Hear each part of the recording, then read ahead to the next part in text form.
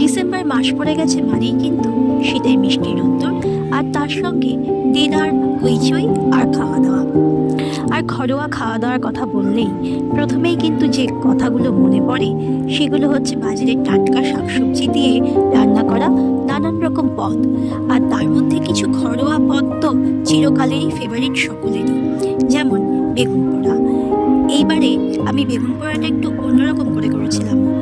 একটা নতুন আলু, টমেটো আর বেগুন একসঙ্গে দিয়ে আমি পুড়িয়ে নিয়ে লবণ হলুদ দিয়ে ভালোভাবে মেখে নিয়েছিলাম। আর এই বেগুন পোড়ার স্বাদটা কিন্তু একদম অন্যরকম হয়েছিল, বেশ একটু টক টক স্বাদ, আর টমেটো থাকার জন্য বেশ সুন্দর খেতে হয়েছিল।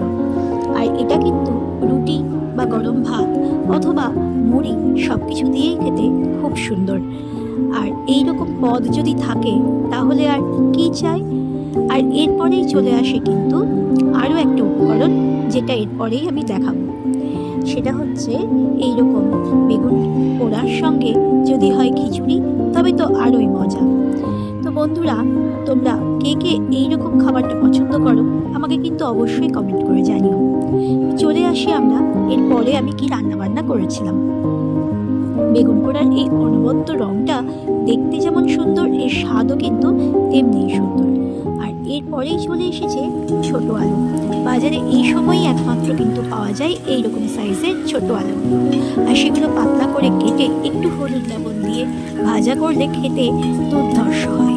ভাতের সঙ্গে গরম ডাল আর এইরকম যদি আলু ভাজা থাকে তাহলে আর কিছুই চায় না। শীতকাল মানে কিন্তু নানা রকম সবজি, আর তার সঙ্গে কিছু স্পেশাল সবজি থাকে যেগুলো শুধুমাত্র শীতকালেই পাওয়া যায়। আর এই ছোট আলু ভাজাটা আমার তো ভীষণই প্রিয়, আর তার সঙ্গে আমার বন্ধুদের কার কার প্রিয় অবশ্যই আমাকে কমেন্ট করে জানিও।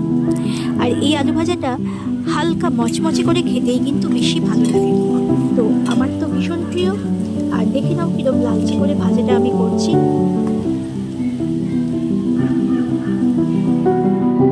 আর এরপরে আমি রান্না করেছিলাম বাঁধাকপি আলু দিয়ে, যেটা শীতকাল মানে কিন্তু প্রায় সব বাড়িতে হবেই হবে।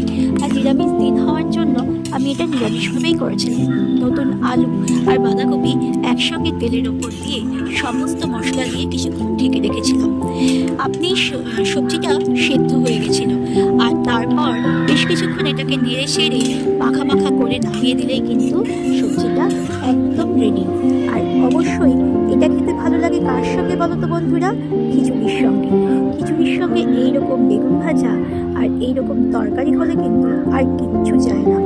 আর শীতকালের দুপুর হোক বা রাত্রি, এইরকম বেগুন ভাজা আর খিচুড়ি ছোট থেকে বড় সকলেরই প্রিয়। শীতকাল মানেই দিদার হইচই আর মজা, সেটা কেবল কি বাইরে তা নয়, বাড়ির অন্দরেও কিন্তু এইরকম ছোট্ট ছোট্ট ভালোবাসার রান্নাগুলো দিয়েই জমিয়ে খাওয়া দাওয়া করলেও কিন্তু শীতকালের আমেজ পাওয়া যায়। আর এইরকম খিচুড়ির সঙ্গে বেগুন ভাজা বা বাঁধাকপির তরকারি যেটাই হোক না কেন, সবটাই কিন্তু খুবই সুন্দর লাগে খেতে।